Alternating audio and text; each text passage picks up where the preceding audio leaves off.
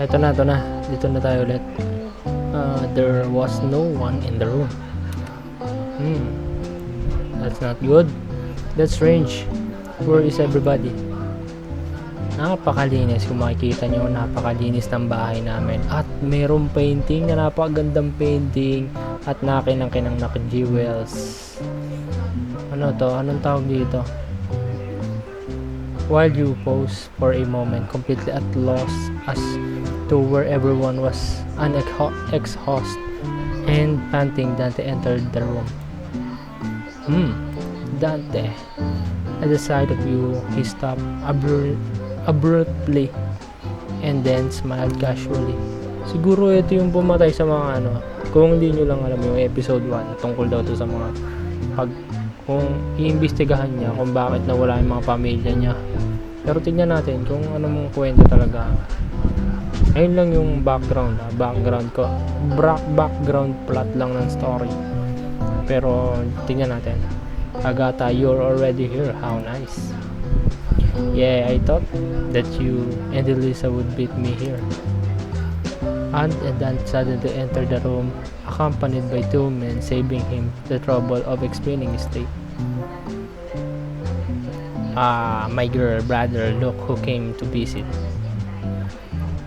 Niece, I had nearly forgotten what you look like. Wow, you've grown so much since last time. She has become a real beauty, hasn't she? She opened her arms to meet you and without hesitate and tucked yourself into the hug. Happy birthday, Auntie. Look what I got you. Ay, yung mga regalo niya. Gift. Oh yeah, give mo yung gift. Sige, gusto ko yan. Oh my dear, that really wasn't necessary. Of course it was. You're the dearest person to me in the whole world. Oh, sweet. I don't want to waste a single opportunity to do something good for you. Out of the corner of your eye, you saw Elizabeth slip into the room from the dining hall. She almost immediately approached her brother and hid behind a man you didn't know. Ah, yes, a new face. I need to be polite in his kind of company. What do I do? Ooh. Greet him, of course, as Anita introduced you.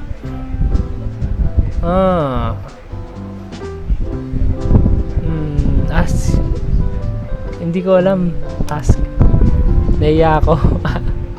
What you introduce us? Oh, tama. Dear, meet Frederick Lassen.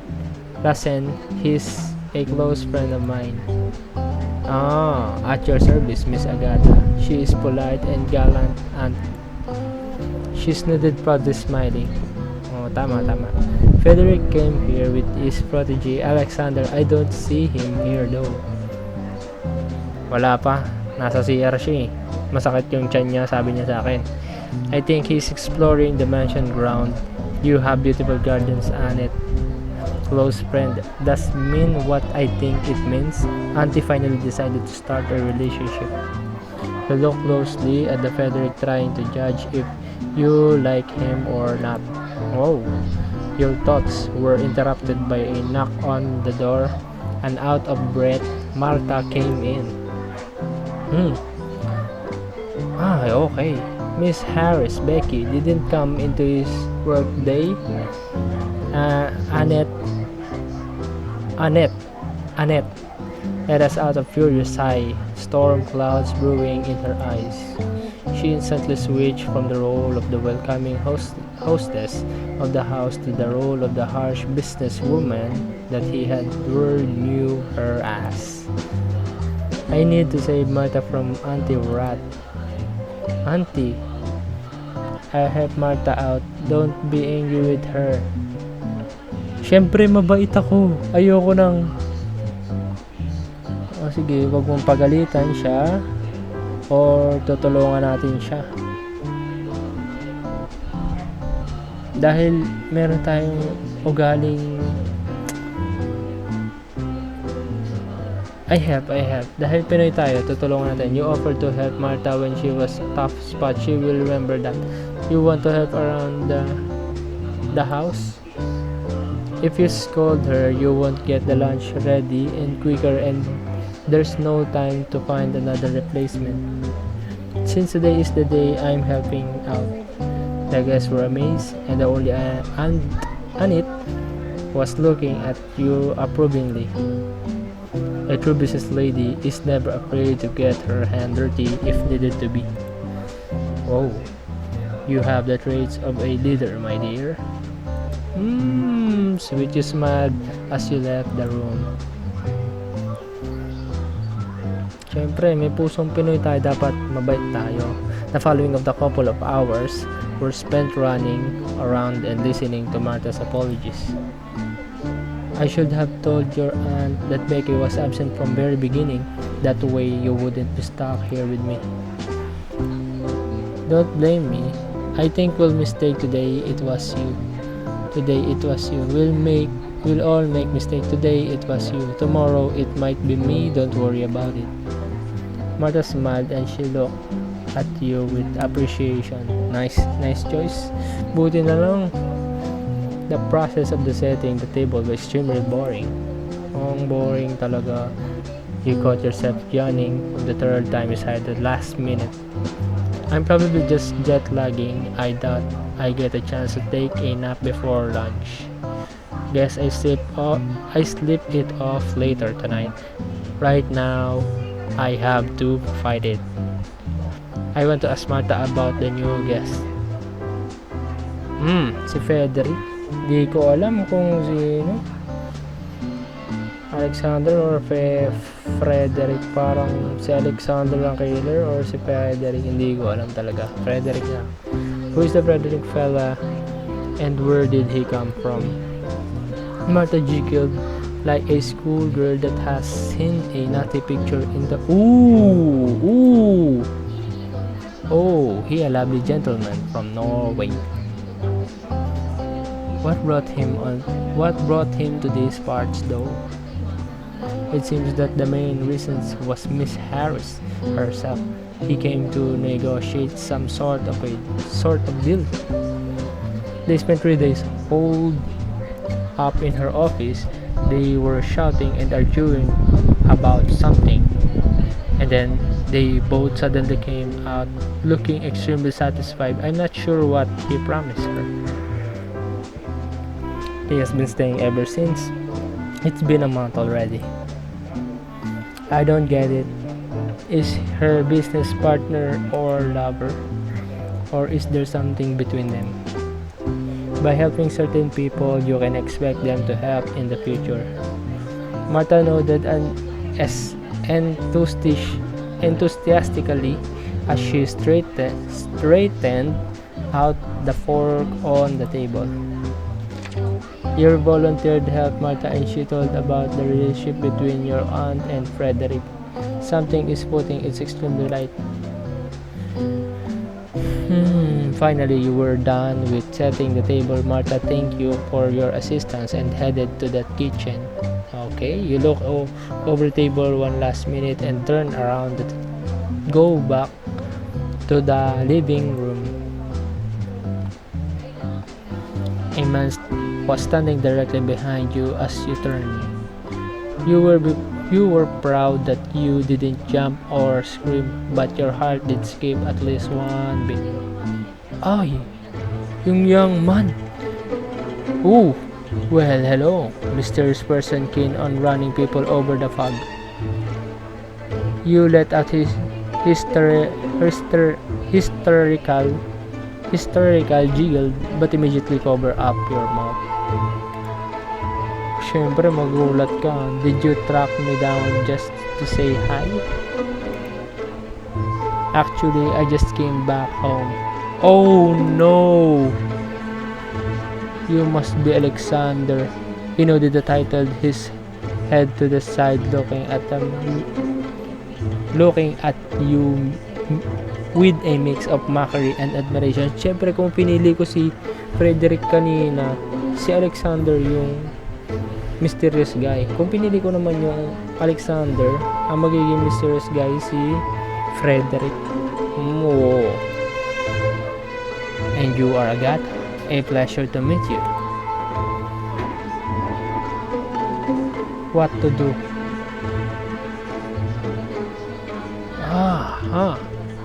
Keep calm. You lift authority.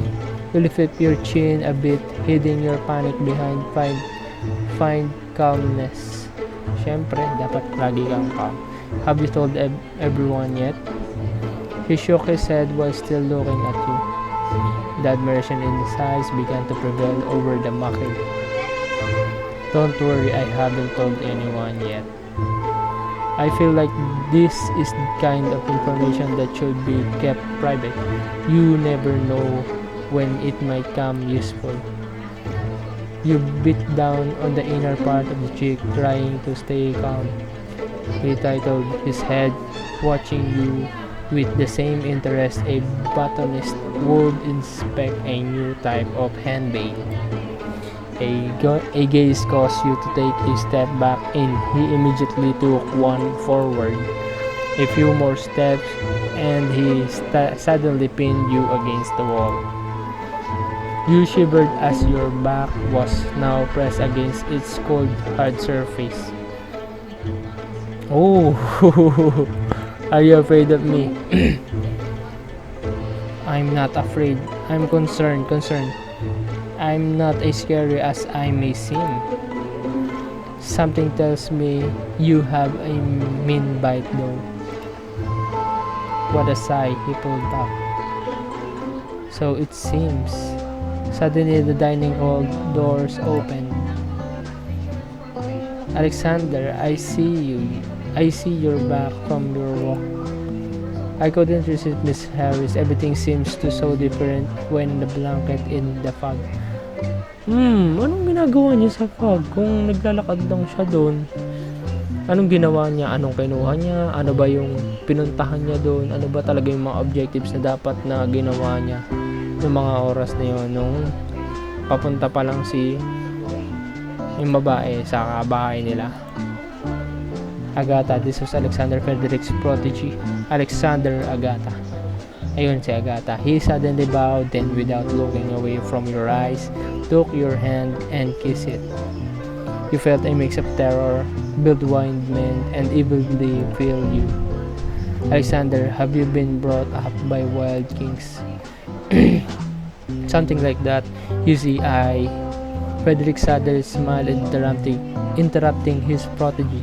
Greet Martha, who was carrying the first course. The lunch is served.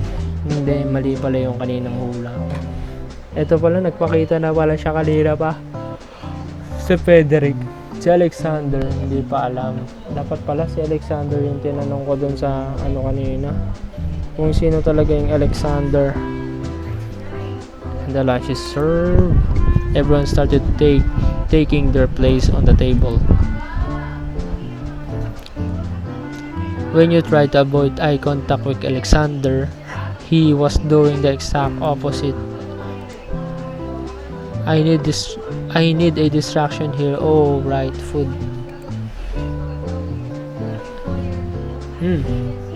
Let's go eat some meat. Vegetarian, I want something sweet. Let's get some meat in there. May sili. Bakit sweet? Bakit sweet ang pipiliin ko? Sweet or medyo vegetable or beef? Anong pipiliin natin? Hindi ko alam. Vegetarian ba siya? Kahit alin naman dyan. Mini mo, sino kaya pipiliin ko? Meat. Okay, you're confused on eating while trying to avoid looking at the others. Before you begin, I would like to remind you all of the reasons we have gathered here. Agatha, you are Anne's favorite. How about do honors and the first toast of her? After the word favorite, everyone's turned to look at you, your aunt, at her brother, and disapproval. You nearly choked as things took an unexpected turn. This was awkward, Uncle Charles. Why would you do this to me? We stood up and closed slowly and deliberately delaying the inevitable and buying time to come up with something resembled to toast. A toast. What should I toast?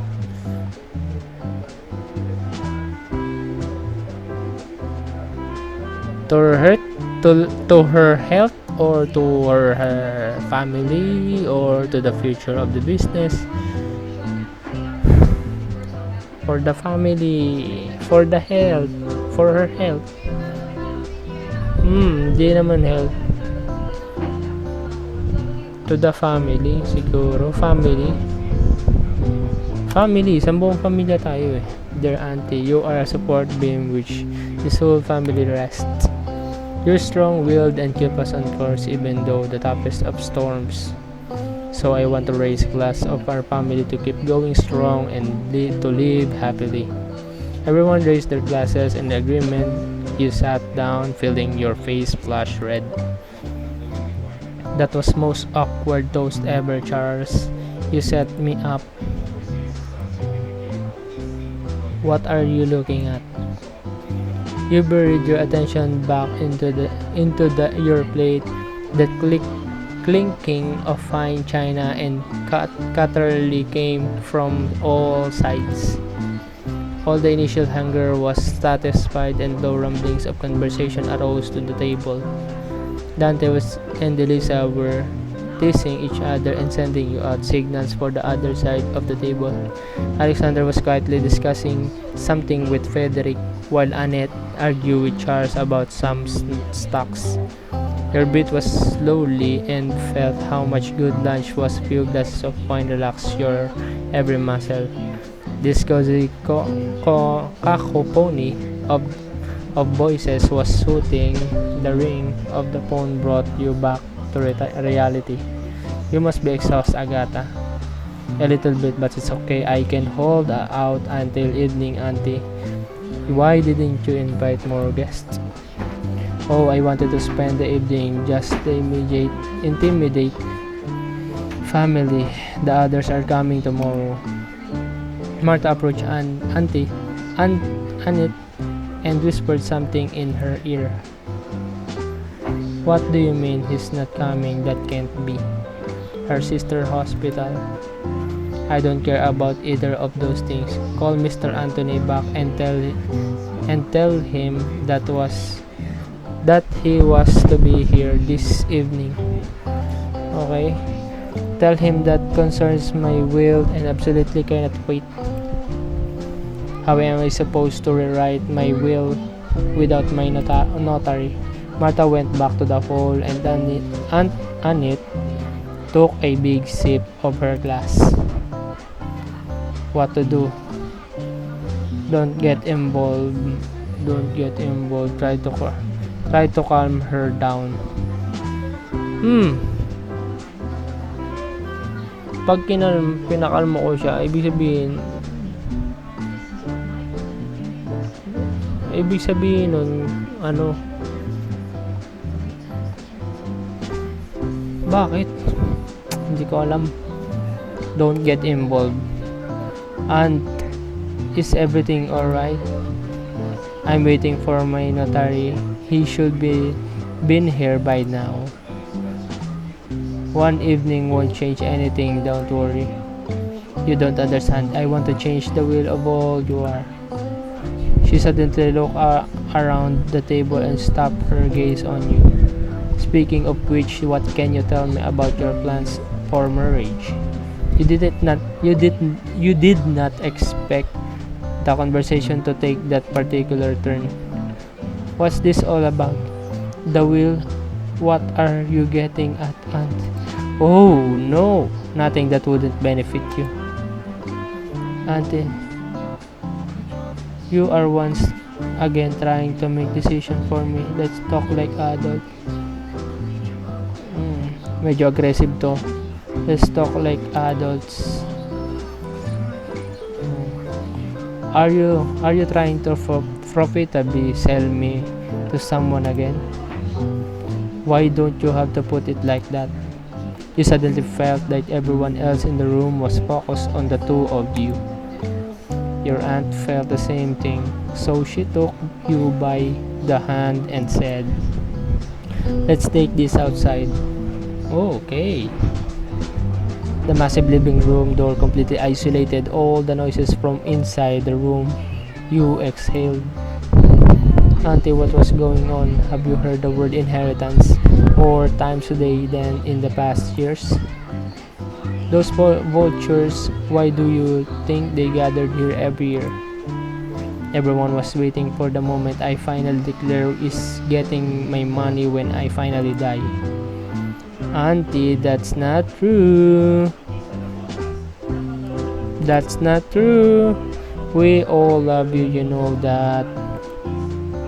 She looked like with a tenderness and sighed deeply. "Oh, well, at least I can be certain about you. Listen, Agatha, I want you to get married as soon as possible." "This again, I thought we decided this ages ago. You have to understand, I want the best for you." "I think maybe what's the best for me is letting me decide how to live my life. I'd rather receive your inheritance than see you marry some guy who is only interested in money." "You think I'm bad judge of character? I have to put so much time and money into you, Agatha. I can't just let some random guy have you. I think that let some have some say in what you do. Money, I'm so no more than an investment for you. And here I thought you were my only kindred spirit here." She bit her tongue. She looked like a genuinely regret saying that. "Dear, that's not what I wanted to say." "What to do?" "Make peace, syempre. You made up with Annette before going to sleep. You turned to the face open window and couple of deep breaths before turning back around. Syempre, huwag kang magtatampo. Huwag kang magtatampo kasi kapag nagtampo ka agad sa isang bagay na hindi nyo na pag-usapan naman talaga, malaking kamalian talaga. Oh, buti lang. I'm sorry I overacted. Me too. Syempre, bati na kayo. Tapos na away. Dapat syempre kung pag mag-away ka, tapusin nyo agad. Hindi yung mag-away ko nga kinamagahan, di ba? You approach her and the two of you embrace. "Peace. Yeah, but I don't want to talk this over more when I'm sober and this is exhaust." "Deal." Nice. There was a knock on the door and Martha appeared to say and the things had been delivered upstairs. "Oh, Martha, sticking your nose to the other business again." Annette gently kissed your forehead and said, "You should go sleep for a few hours. I'll meet you in the dinner, okay?" "Okay." "Of course." Sarap ng hangin. "We got the old room ready, but if you want, there's our two other rooms further down the hall. Do you want to take a look at them or do you want to stay here?" "Let's have a quick look at them." Oh, whoa. Liwanag. Magandang picture ako yun. Jowa ko yun. Ba't nandun siya?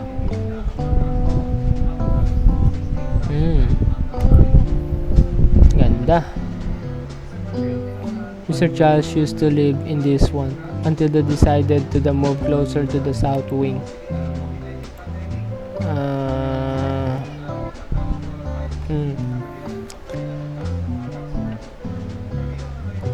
Very nice.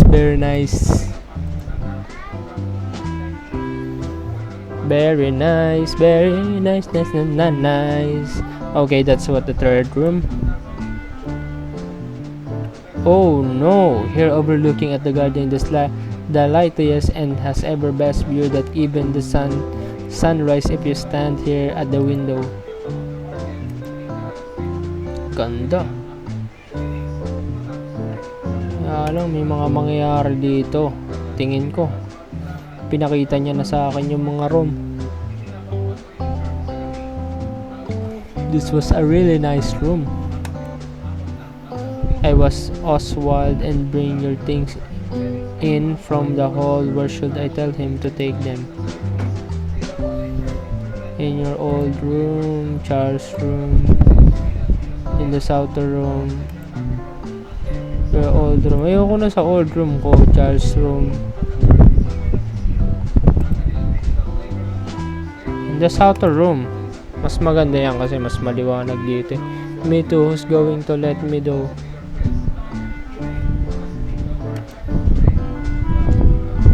Yeah, sorry, I called dibs.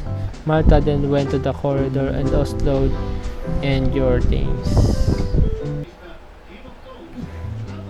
Tuloy-tuloy natin. Oswald and the other things. As soon as the door behind him closed and fully realized just how tired you were, the long flight over the 5 hours behind the wheel took over their toll. After a nice shower and a change of clothes, you got in the bed under the covers. Your mind shifted suddenly back to what happened in the parking lot. Ooh! Oh! Well, this day went all kinds of sideways. Had an argument with my aunt, got scared of a certain. What's going on with me? I'm either getting old or regressing to my childhood. Let's just hope I don't start sleepwalking again. With all though on your mind, you fell asleep. Parang inaantok na din tuloy. Uy! Uy! Uy! Uy! Uy! You will do as I say, everything you hear. I bought you. Nananaginip siya. Mom, where are you, Mom? You killed your mother, and you killed me as well. Auntie, no, I didn't kill her. I didn't. You killed her. It was all you. If it wasn't for you, she wouldn't have been driving. Mommy, you killed me too, Agatha. You felt your hands push her soft body. Aunt screeched like a demon and laughed at the same time as she fell crashing down. Despite her falling as gently as feather from her head finally hit the corner and nearby tables, her skull split into. Ooh! She collapsed on the floor with sickening crunch, laughing and looking at you while you. All the while, you scream as you grasp at your head, trying to keep it together. You killed me, now you also killed her. You're killing everyone. Want to know a secret? No! No! Nanaginip siya. Your entire body shivered as nearly fell on the bed. You sat up and rubbed your temples. Your blood pumped deafening in your ears and red blurred your vision. What time is it? Your phone displayed 2:49 a.m. You exhaled. Every step and missed dinner. Gods, what a horrible dream. It has logical explanation. It's foreshadow something horrible. Foreshadow something horrible.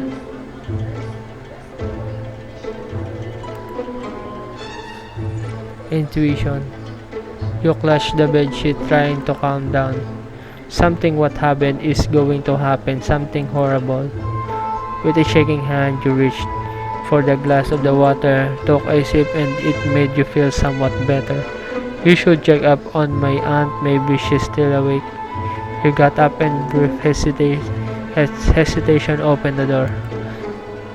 The way her bedroom was so familiar that even managed to calm down a bit. You wanted to knock, but the door slid open as soon as you touched it with your knuckles. Aunt, Are you asleep? Absolute silence filled the room, not a single rustle or even a breath. Suddenly you felt scared. What's that smell? The light coming from the hall was barely getting in, so you took a few steps along the wall to turn on the wall lamp. Ah! When you when soft light shone on the room. Oh no! Oh no! Oh no! Oh, oh no, oh no. You collapse on the floor, smearing blood on your knees, and you raise your aunt's limp head. The back of her head is slit open. Oh, what's going on in here? Somebody help Agatha killed. Agatha killed Miss Harris. Hala! Hala! Siya pa nasisi. Bakit ganun? Bakit ganun agad? Bakit ano yung sinetap niya? Oh no! Ah, no, no, no. That's the full episode 1. So if you like this video, please share and like and subscribe. Thanks for watching and see you soon for the next episode of this romance club. Thanks for watching.